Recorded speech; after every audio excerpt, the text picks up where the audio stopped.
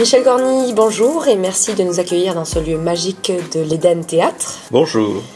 Alors, première question, qui êtes-vous ? Moi, je suis un promeneur de l'éducation. Voilà. J'ai eu une carrière d'une quarantaine d'années au sein de l'Éducation nationale en tant que professeur de lettres, puis chef d'établissement. Ça me fait 25 000 élèves, donc beaucoup d'amis dans le monde entier, puisque j'ai eu cette chance d'ouvrir le Centre culturel français d'Alexandrie dans les années 60. Ça date déjà. Puis ensuite d'être chef d'établissement au Maroc, en Lorraine, en région parisienne, dans les Alpes, à Marseille en plusieurs épisodes, avant de faire le choix de venir faire ma carrière de retraité à La Ciotat. D'accord.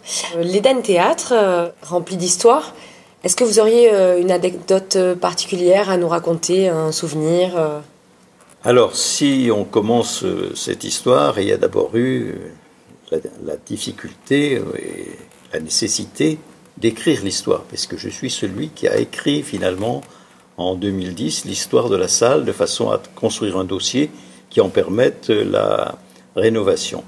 Et ensuite, une fois que l'Éden a été reconstruit, il a fallu créer l'équipe pour le faire vivre. Et mon émotion la plus forte, c'est cette création de l'équipe. Nous sommes maintenant 60. Chacun a son rôle dans l'Éden, chacun a construit son rôle. C'est ce que j'appelle être le promeneur de l'éducation, c'est-à-dire le transmetteur, celui qui donne l'émotion, celui qui donne l'envie, celui qui crée l'équipe. Ça, c'est mon rôle.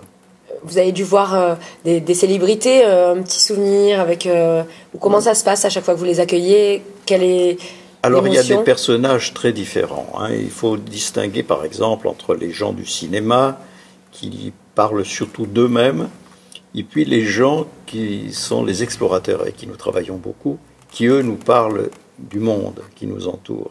Et moi, je préfère vraiment partager une soirée avec Claudie Agneray, Jean-Louis Etienne ou bien d'autres explorateurs, qu'avec des gens peut-être plus célèbres, mais trop tournés vers eux-mêmes. Et en dehors de vos fonctions à l'Éden Théâtre, si je vous dis La Ciotat, qu'est-ce que cela vous évoque ? Alors La Ciotat, c'est la ville que j'ai choisie pour, on va dire, finir ma vie. À ma retraite, il a fallu que je choisisse un lieu. Et comme je suis un ancien professeur de lettres, j'avais lu Lamartine, Voyage en Orient, et Lamartine disait de La Ciotat, heureux l'homme qui naît et meurt au soleil. Alors je ne pouvais plus naître à La Ciotat, mais j'ai choisi d'y finir ma carrière. Et j'avoue que la ville que j'ai connue en 1999 en débarquant et celle que je croise tous les jours aujourd'hui, que je fréquente, ça n'est pas la même ville.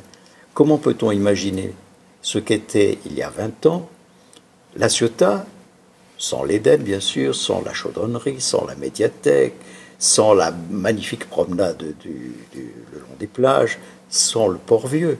Ce n'est plus la même ville, ça n'est plus la même ville, et je m'y sens, moi, très très heureux. Et comme partout où j'étais, je me suis acclimaté, maintenant je me sens plus ciotadin que n'importe quoi d'autre, alors que j'ai habité des villes magnifiques. J'aime La Ciotat. Quels sont les gros événements organisés par l'Éden ? Alors, les gros événements, l'Éden, c'est d'abord une salle de cinéma qui fonctionne au quotidien, c'est-à-dire 25 séances de cinéma par semaine, cinéma d'art et essai, de grande qualité. La programmation de l'Éden est reconnue régionalement, en tout cas, comme une des plus fortes. Chaque mois, 2 gros événements, soit donc la visite d'une personnalité du cinéma ou autre. Faire venir Bernard Pivot à l'Éden, ça a de la gueule. Cette semaine, on a Lelouch, Berling, on va recevoir Besnehard. C'est incroyable. Nous sommes la seule salle régionale à avoir cette densité de programmation. Oui, en plus, il y en a pour tout le monde. Évidemment, il y a le public scolaire, le public des ciné-gourmands avec ateliers, enfin 28 000 spectateurs en 2019. Pour une petite ville comme la nôtre, c'est extraordinaire.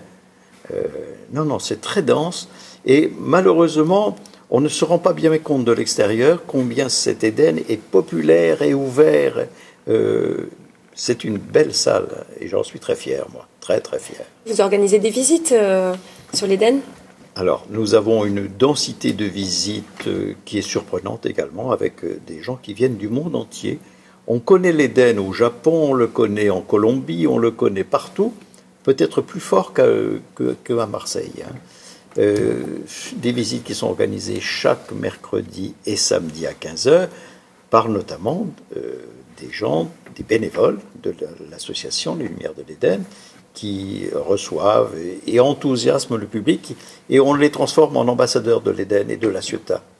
Ils vont raconter dans leur province reculée ce qu'est La Ciotat. Alors, je ne sais pas si vous avez vu, il y a une semaine, l'arrivée du train en gare a été remasterisée. 3 millions en une semaine. C'est magnifique.